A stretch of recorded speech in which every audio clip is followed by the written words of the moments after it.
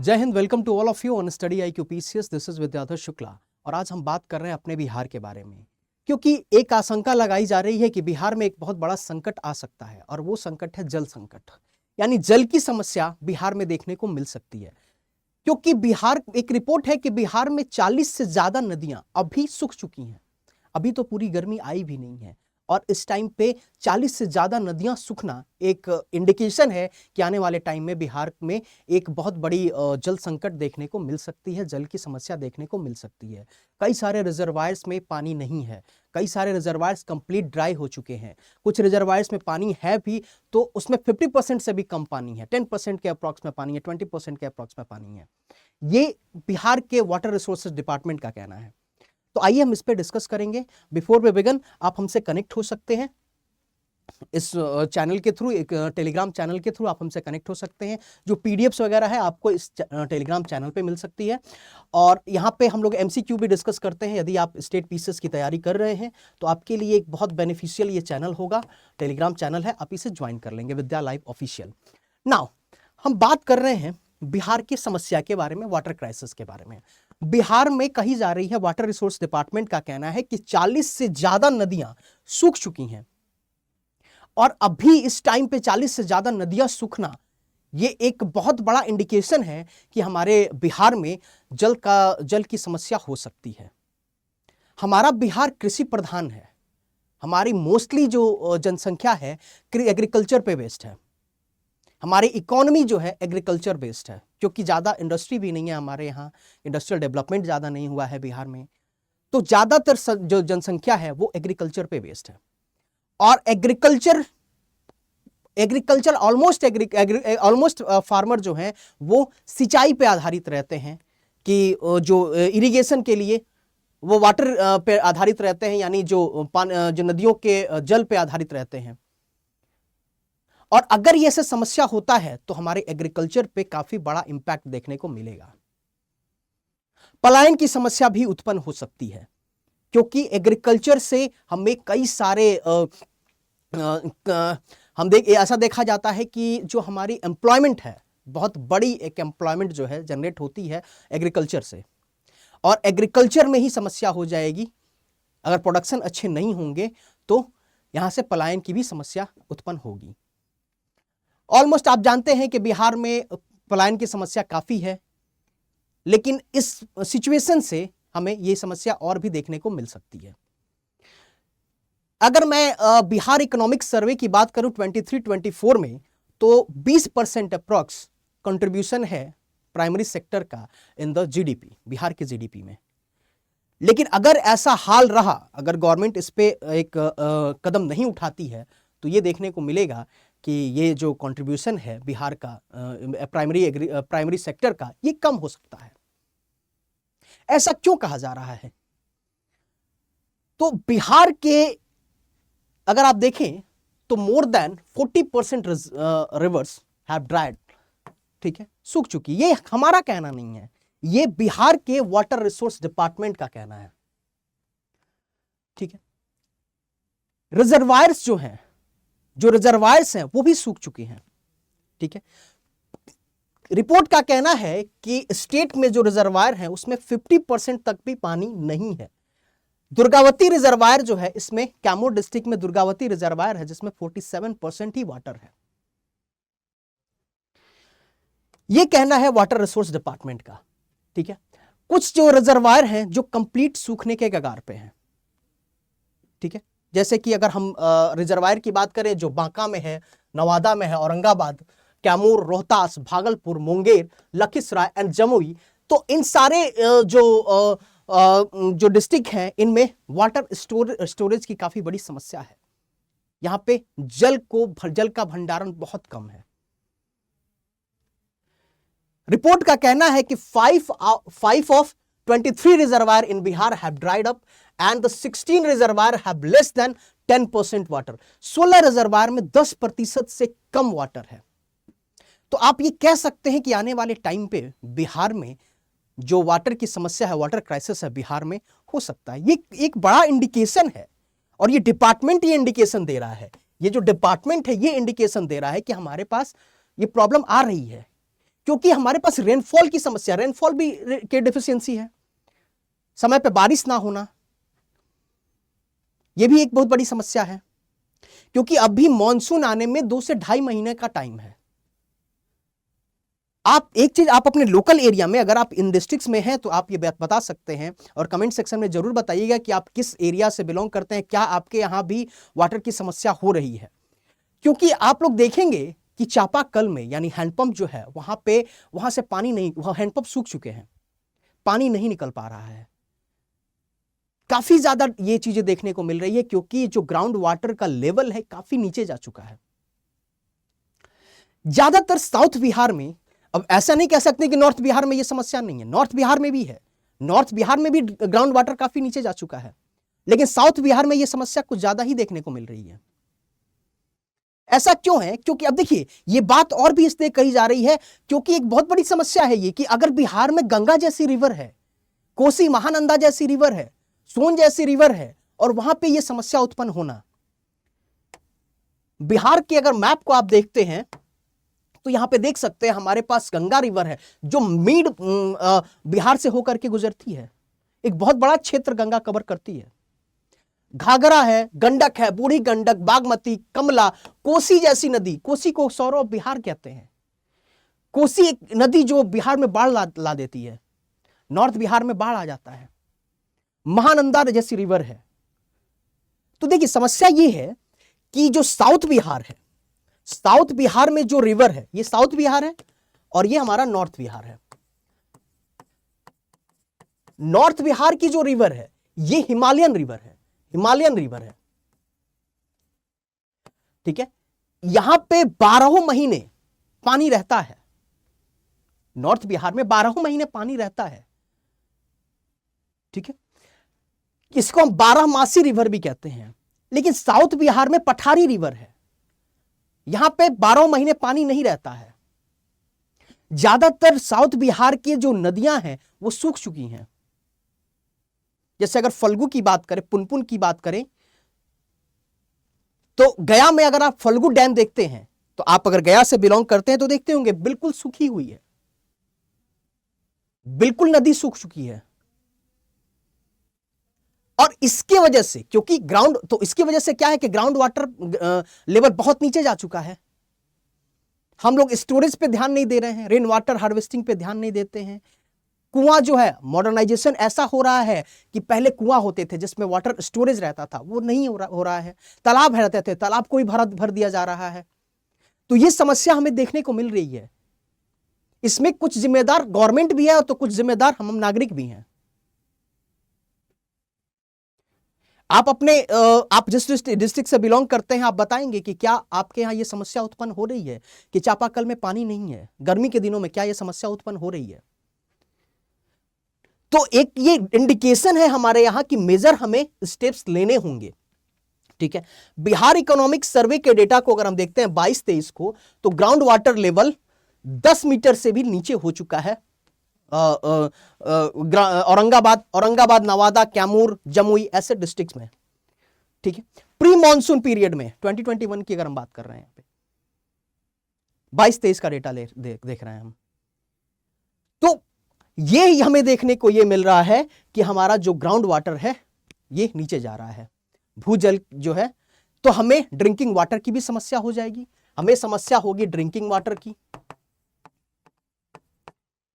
पेयजल नहीं मिल पाएगा, पेयजल की समस्या हो जाएगी। और कई ऐसे डिस्ट्रिक्ट्स हैं जहां पे हो रही है।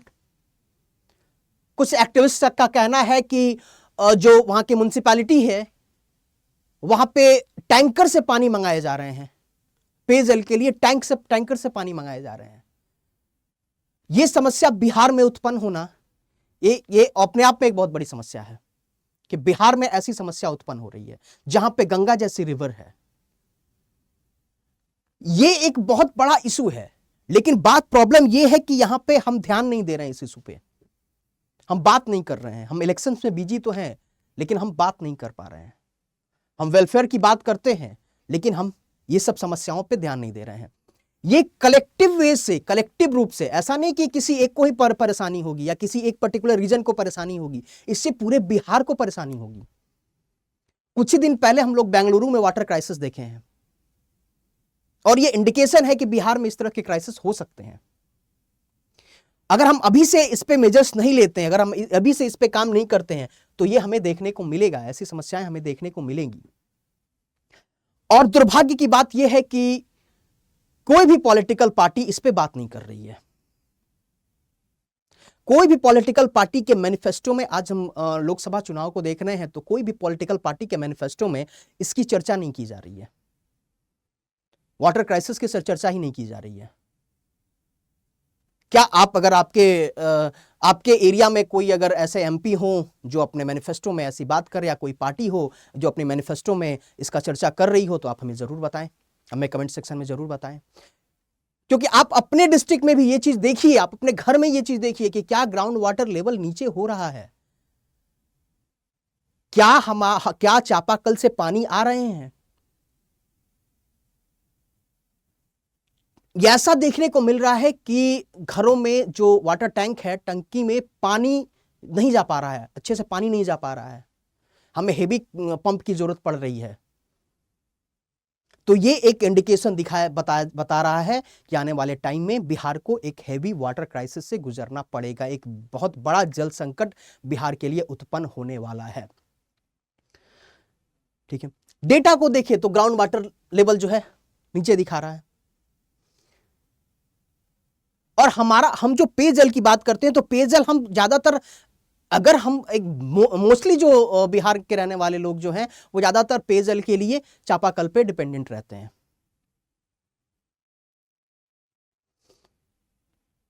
तो ये एक समस्या है जो हमें देखने को मिलेगी। इरिगेशन की समस्या होगी, इरिगेशन की समस्या। देखिए, इरिगेशन में, सिंचाई में हमने किया, इसका एक और कारण भी है कि सिंचाई में हमने ग्राउंड वाटर का बहुत ज्यादा इस्तेमाल किया है। पंप के थ्रू हमने ग्राउंड वाटर से सिंचाई किए हैं और इसका बहुत ज्यादा इस्तेमाल किया गया है, जिसकी ये भी एक कारण है जिसकी वजह से ग्राउंड वाटर लेवल नीचे चला गया। ठीक है, नाउ अगर हम बात कर रहे हैं क्या क्या रीजन है, क्यों ऐसा देखने को हुआ है, क्यों ग्राउंड वाटर नीचे हो गया, क्यों हमें जल की समस्या देखने को मिल सकती है, तो सबसे पहले कि इन पॉपुलेशन जो है हमारा इंक्रीज हो रहा है। पॉपुलेशन काफी इंक्रीज हो रहा है। आज हम अप्रॉक्स 15 करोड़ का पॉपुलेशन बिहार में देखने को मिल रहा है। ठीक है, ग्राउंड वाटर भूजल जो है ये नीचे जा रहा है। इसके डिफरेंट कारण हैं। हम लोग ज्यादातर सिंचाई जो है हम पंप से करते हैं और पंप से पानी हम लेते हैं। हम रेन वाटर हार्वेस्टिंग नहीं कर रहे हैं, तालाब हमारे पास कम है, कुएं नहीं है, कि हम अपने वाटर को अपने ग्राउंड तक पहुंचा नहीं पा रहे हैं। जो रेनफॉल होता भी है, जहां पे बारिश होती भी है, तो वहां पे भी हम लोग उसको स्टोर नहीं कर पा रहे हैं। नदियां सूख रही हैं। अभी तो गर्मी की शुरुआत भी नहीं हुई है अच्छे से, और इस टाइम पे ये हालत है। तो सोचिए कि जब जून जुलाई के मंथ में क्या हालत होगी, नदियों की क्या हालत होगी। ऐसे ही समस्या हमारे जल प्रदूषण की भी है, क्योंकि जो इंडस्ट्रीज है वो अपना वेस्ट वाटर में बहा देती है और उससे हमारा जो वाटर है वो खराब हो रहा है, उससे हमारा जल भी खराब हो रहा है। ये भी एक बहुत बड़ी प्रॉब्लम ये है कि हम बिहार में इस बातों पे डिस्कस नहीं कर रहे हैं, और इस पे बात होनी चाहिए, इस पे चर्चा होनी चाहिए, क्योंकि ये गंभीर समस्या है। अगर इस पे चर्चा नहीं होती है तो हमारा फ्यूचर जो है वो अंधेरे में होगा, हमारा फ्यूचर बेकार होगा। क्योंकि जब पेयजल ही नहीं रहेगा तो हम फ्यूचर को क्या एक्सपेक्ट कर सकते हैं। ठीक है, मॉनसून की भी कमी हो रही है, डिक्लाइन हो रहा है मॉनसून में, लेट मॉनसून का आना, बारिश का कम होना। हम कहीं ना कहीं हम अपने क्लाइमेट के साथ खिलवाड़ कर रहे हैं, हम अपने पर्यावरण के साथ खिलवाड़ कर रहे हैं, जिसकी वजह से हमें ये समस्याएं देखने को मिल रही हैं। आप देखेंगे कि बिहार में कई सारी रिपोर्ट आती है कि जो वाटर है उसमें फ्लोराइड पाया जा रहा है, आर्सेनिक पाया जा रहा है। ये हर एक डिस्ट्रिक्ट का, ऑलमोस्ट हर एक डिस्ट्रिक्ट का ये प्रॉब्लम है। हमारे यहां इफेक्टिव वाटर मैनेजमेंट नहीं है, वाटर मैनेजमेंट इफेक्टिव तरीके से हम नहीं कर पा रहे हैं। ये भी हमारे लिए एक बहुत बड़ी समस्या है। ठीक है, हम पॉलिसी तो ला रहे हैं, हम रिवर लिंकिंग प्रोजेक्ट की बात कर रहे हैं, लेकिन वो भी कंप्लीशन नहीं हो पा रहा है, वो कंप्लीट नहीं हो पा रहा है, उसको मैनेजमेंट नहीं कर पाया जा रहा है अच्छे से। ग्राउंड रियलिटी कुछ और रह रही है, ठीक है। तो ये भी हमारे लिए एक बहुत बड़ा समस्या क्रिएट हो सकता है। हम ज्यादा एक्सट्रैक्ट कर रहे हैं ग्राउंड वाटर को, हम बहुत ज्यादा एक्सट्रैक्ट कर रहे हैं, बहुत ज्यादा ग्राउंड वाटर को हम निकाल रहे हैं सिंचाई के लिए। हमें अल्टरनेट वे ढूंढना होगा। नदियों के पानी को सिंचाई, जो जहां पे जब हम बात कर रहे हैं रिवर लिंकिंग के लिए, तो जहां पे जो नदियां, जहां पे बहुत ज्यादा वाटर है, जैसे कोसी है, जहां पे बहुत ज्यादा पानी है, उसका हमें इस्तेमाल उस जगह पे होना चाहिए जहां पे पानी की समस्या है। सिंचाई के लिए हमें नदियों के पानी को इस्तेमाल करना चाहिए, और उस नदी पे जहां पे ज्यादा वाटर लेवल है, जहां पे वाटर ज्यादा है, जहां पे पानी ज्यादा है, हमें लिंकिंग करनी होगी, हमें नदियों को लिंक करना होगा। हम इंटरलिंक प्रोजेक्ट की बात कर रहे हैं, रिवर लिंक प्रोजेक्ट की बात कर रहे हैं, तो ये होना चाहिए कि इफेक्टिव तरीके से होना चाहिए। हमारे पास इंफ्रास्ट्रक्चर की कमी है, इन सबको इस गैप है, इसको फुलफिल करना होगा, इस पे हमें भी ध्यान देना होगा, सरकार को भी ध्यान देना होगा। आप पूछिए अपने लीडर से जो आपके एरिया में आ रहे हैं, देखिए, मैंने पहले भी कहा कि अगर आपके यहां हो, अगर कोई ऐसा लीडर बात कर रहा हो तो उनका नाम हमें कमेंट सेक्शन में दीजिए कि हाँ, कोई लीडर है जो इस मुद्दे पे बात कर रहा है, क्योंकि एक सोशल इशू है। मैंने कहा कि इस पे बात होनी चाहिए। इस वीडियो को एक स्प्रेड आपको करना होगा, ज्यादा से ज्यादा स्प्रेड करना होगा, लोगों को देखना होगा, इस पे बात होनी चाहिए, इस पे बात करना होगा कि हाँ, हम क्या करेंगे, एक मेजर इंप्लीमेंटेशन होना चाहिए। ये समस्याएं हम देखने को मिल रही है। हम लोग देख रहे हैं कि जल संसाधन विभाग के द्वारा, आप देखिए, दुर्गावती जलाशय योजना में इतने लाख खर्च किए जाएंगे, आप देख रहे हैं, नदी जोड़ो योजना, ये सारी चीजें हो रही है, गवर्नमेंट कर भी रही है। मैं ये भी नहीं कह सकता हम लोग कि गवर्नमेंट कोई वर्क नहीं कर रही है, लेकिन एक इफेक्टिव इंप्लीमेंटेशन ऑफ स्कीम्स नहीं हो रहे हैं। किसी भी स्कीम का एक इफेक्टिव इंप्लीमेंटेशन नहीं हो पा रहा। हमें इस पे मेजर्स लेने होंगे, हमें इस पे वर्क करना होगा। यदि आप चाहते हैं कि हमें ऐसा समस्या, देखिए, एक इंडिकेशन हमें मिला है, एक इंडिकेशन हमें मिला है वाटर रिसोर्स डिपार्टमेंट के द्वारा, तो गवर्नमेंट को समय रहते ही इस पे वर्क करना होगा, और हम नागरिकों को भी इस पे बात करना होगा। आज हम डिफरेंट मुद्दे पे बात कर रहे हैं पॉलिटिक्स में, चुनाव में हम डिफरेंट हमारे मैनिफेस्टो हैं, लेकिन किसी पार्टी के मैनिफेस्टो में ये क्यों नहीं है, किसी पार्टी के मैनिफेस्टो में इस पे जिक्र क्यों नहीं किया जा रहा है, जबकि एक बहुत बड़ा मुद्दा है, ये पूरे बिहार की बात है, ये होना चाहिए। अगर आप मेरी बातों से अगर मेरी बातों का समर्थन करते हैं तो कमेंट सेक्शन में दिखना चाहिए आपकी बातें। आप लिखिए कि आप किस डिस्ट्रिक्ट से हैं, आपके यहां क्या वाटर की समस्या है। अगर आपको लगता है कि हाँ, आपके यहां वाटर की समस्या है, कमेंट सेक्शन में मेंशन जरूर कीजिएगा। बीपीएससी के स्टूडेंट्स जो 70th बीपीएससी की तैयारी कर रहे हैं, आपके लिए एक बहुत बड़ा टॉपिक है ये water crisis, ground water depletion. ये एक बहुत बड़ी समस्या है, इस पे आपको बात करनी है, इस पे आपको आंसर करने होंगे। जीएस पेपर 2 के लिए, जीएस पेपर 2 के लिए ये काफी इंपॉर्टेंट होगा। पेपर 2 के लिए, जीएस 2 के लिए काफी इंपॉर्टेंट होगा। यहाँ पे ज्योग्राफी और इकोनॉमी के सेक्शन में पूछे जा सकते हैं, क्योंकि डायरेक्टली इंपैक्ट हो रहा है। देखिए, अगर हम वाटर की समस्या अगर हो रही है, वाटर की समस्या अगर हो रही है, वाटर क्राइसिस अगर हो रहा है, जल संकट अगर होगा, जल संकट अगर होगा, तो हमें कहां कहां किस किस एरिया पे इंपैक्ट देखने को मिल रहा है। सबसे बड़ा एग्रीकल्चर, ड्रिंकिंग वाटर, सबसे बड़ी जो लाइफ है हमारे लिए, पेयजल के लिए की समस्या, कृषि के लिए, कृषि के लिए बहुत बड़ी समस्या उत्पन्न हो सकती है। हमारा इससे जीडीपी इंपैक्ट होगा, बिहार की जीएसडीपी जो हमारी है, स्टेट जीएसडीपी है, ये इंपैक्ट होगी, हमारी इकोनॉमी जो होगी ये इंपैक्ट होगी। एम्प्लॉयमेंट क्राइसिस हो जाएगा, एम्प्लॉयमेंट की समस्या हो जाएगी, एम्प्लॉयमेंट की समस्या हो जाएगी। अगर हम इस पे बात नहीं अभी कर रहे हैं तो एम्प्लॉयमेंट की समस्या हो जाएगी। ज्यादातर लोग कृषि पे डिपेंडेंट हैं, ये प्रॉब्लम आएगी, पलायन होगा। ऑलरेडी हम पलायन देखते हैं, हमेशा हम लोग बात करते हैं, पलायन की समस्या उत्पन्न होगी। ये सारी चीजें बता रही हैं कि हमें ये एक क्लियर कट इंडिकेशन है। ये रिपोर्ट जो है वाटर रिसोर्स डिपार्टमेंट का, ये जो कहना है ये बिल्कुल सही है।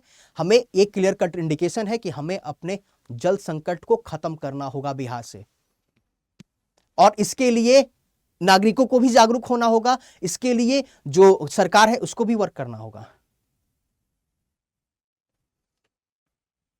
और ये बहुत बड़ा दायित्व नागरिकों का है कि अगर सरकार को ध्यान नहीं है तो नागरिकों का यह दायित्व बनता है कि हर एक प्लेटफॉर्म पे बात करें, इस वीडियो को शेयर कीजिए, जितना आप शेयर कर सकते हैं आप शेयर कीजिए, ताकि सरकार भी समझ सके कि हाँ ये समस्या है। क्योंकि ये कोई किसी न्यूज़पेपर या फिर किसी पब्लिक का कहना नहीं है, वाटर रिसोर्स डिपार्टमेंट का कहना है, ये सरकार की एजेंसी है।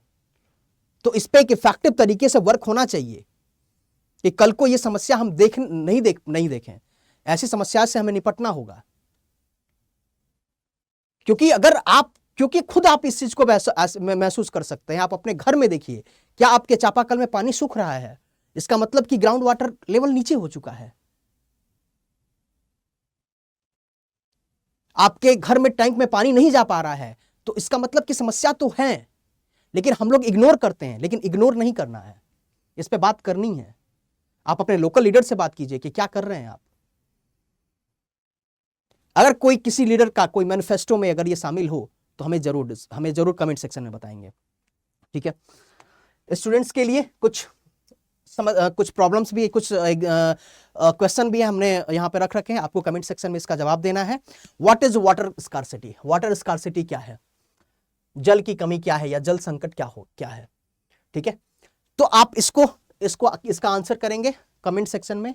आपको टेलीग्राम चैनल पे इसका आंसर बता दिए जाएंगे। आप टेलीग्राम चैनल को जरूर ज्वाइन कीजिए। अगर आप बीपीएससी के स्टूडेंट हैं तो आपके लिए काफी इंपॉर्टेंट है वो टेलीग्राम चैनल, 70th बीपीएससी के लिए काफी इंपॉर्टेंट है। सेकंड क्वेश्चन भी है, आप इसका भी आंसर करेंगे। Which of the following is not the source of fresh water resource? ठीक है, निम्नलिखित में से कौन स्वच्छ जल संसाधनों का स्रोत नहीं है? इन दोनों का आंसर आपको कमेंट सेक्शन में देना है, ठीक है। यदि आप स्टेट पीसीएस की तैयारी कर रहे हैं, एक अच्छे लेवल पे स्टेट पीसीएस की तैयारी करना चाहते हैं, तो आपके लिए एक इनिशिएटिव ली गई है, state PCS pre placement life foundation सक्षम बैच, जो स्टडी आईक्यू पीसीएस की एक इनिशिएटिव है। क्योंकि इसमें हम लोग डिस्कस करते हैं ईच एंड एवरी टॉपिक को एक कॉम्प्रिहेंसिव क्लैरिटी के साथ, एक डायनेमिक अप्रोच के साथ। क्योंकि आप अगर बीपीएससी की तैयारी कर रहे हैं तो आपको एक डायनेमिक अप्रोच चाहिए। क्योंकि आप क्वेश्चन देखिए, चाहे 69th बीपीएससी हो या 68 बीपीएससी हो, डायनेमिक क्वेश्चंस पूछे जा रहे हैं। मैं कहने का मतलब कि स्टैटिक और डायनेमिक करंट को लिंक करके क्वेश्चंस पूछे जा रहे हैं। डायनेमिक नेचर्स के क्वेश्चन आ रहे हैं, चाहे आईआर का हो, करंट का हो, या फिर जीएस पेपर 2 हो। तो आपको अपनी स्टडी के लेवल को भी एनहांस करना होगा। आपको आंसर राइटिंग की प्रैक्टिस करनी होगी, जो यहाँ पे फर्स्ट डे से ही आंसर राइटिंग की प्रैक्टिस कराई जाती है। यहाँ पे एसे को एक अच्छे लेवल पे डिस्कस किया जाता है। तो आपके लिए काफी इंपॉर्टेंट होगा। यदि आप 70th बीपीएससी की तैयारी कर रहे हैं या 71st की भी तैयारी कर रहे हैं, तो आपके लिए ये बैच जो है काफी हेल्पफुल साबित होगा। आप इसे ज्वाइन कर सकते हैं। आप इसके लिए आप कोड इस्तेमाल कर सकते हैं। आपको जाना होगा studiiq.com के चैनल पे जाना होगा, वेबसाइट को सर्च करना होगा। वहाँ पे आप देखेंगे तो बीपीएससी का सेक्शन आपको दिखेगा, स्टेट पीसीएस का सेक्शन दिखेगा, और वहाँ से आप इसे ज्वाइन कर सकते हैं। आप ये कोड इस्तेमाल करेंगे विद्या लाइव, तो आपको यहाँ पे एक मैक्सिमम डिस्काउंट मिलेगा। क्योंकि अभी ग्रेट इंडियन फेस्टिवल सेल चल रहा है, तो काफ़ी अच्छे डिस्काउंट्स यहाँ पे प्रोवाइड किए जा रहे हैं। याद रखेंगे कि 15 अप्रैल तक के लिए ही ये वैलिड है, उसके बाद कुछ प्राइसेस हाइक हो सकते हैं, ठीक है। तो आप इसको ज्वाइन कीजिए, विद्या लाइव कोड इस्तेमाल कीजिए, क्योंकि यहाँ पे एडमिशन क्लोज हो जाएगा। 18 अप्रैल से एडमिशन क्लोज हो जाएगा। आपको यहाँ पे 1-to-1 मेंटरशिप प्रोवाइड की जा रही है, मेंस की आंसर राइटिंग, प्रीलिम्स के एमसीक्यूज प्रोवाइड किए जा रहे हैं, इंटरव्यू गाइडेंस दी जा रही है, आपको क्रक्स प्रोवाइड किए जा रहे हैं, हिंदी और इंग्लिश में क्लासेस आपको प्रोवाइड किए जा रहे हैं, सारे PDF नोट्स आपको प्रोवाइड किए जा रहे हैं, ठीक है। तो यहाँ पे आपको एक कंप्लीट पैकेज प्रोवाइड की जा रही है, जिससे आप अपने स्टेट पीसीएस को क्वालिफाई ही नहीं कर सकते हैं, बल्कि एक रैंकिंग में आ सकते हैं। और आपके रैंकिंग में आने के लिए ये सक्षम बैच आपके लिए काफ़ी हेल्पफुल साबित होगी। आप इस कुछ को ज्वाइन कर सकते हैं, टेलीग्राम चैनल को ज्वाइन कर सकते हैं, विद्या लाइव ऑफिशियल। और इसकी जो अगर PDF अगर आप चाहते हैं तो PDF आपको यहाँ पे मिल जाएंगे। टेलीग्राम चैनल पे आपको MCQs भी अपलोड किए जाते हैं, आप इसे भी सॉल्व कर सकते हैं। तो आज के लिए इतना ही। इस वीडियो को शेयर जरूर कीजिएगा, लाइक जरूर कीजिएगा और इसको स्प्रेड कीजिएगा आप अपने लोकल कम्युनिटी में, ताकि आपके लीडर्स के पास भी ये वीडियोस पहुंच पाए। Thank you so much to all of you. Have a nice day.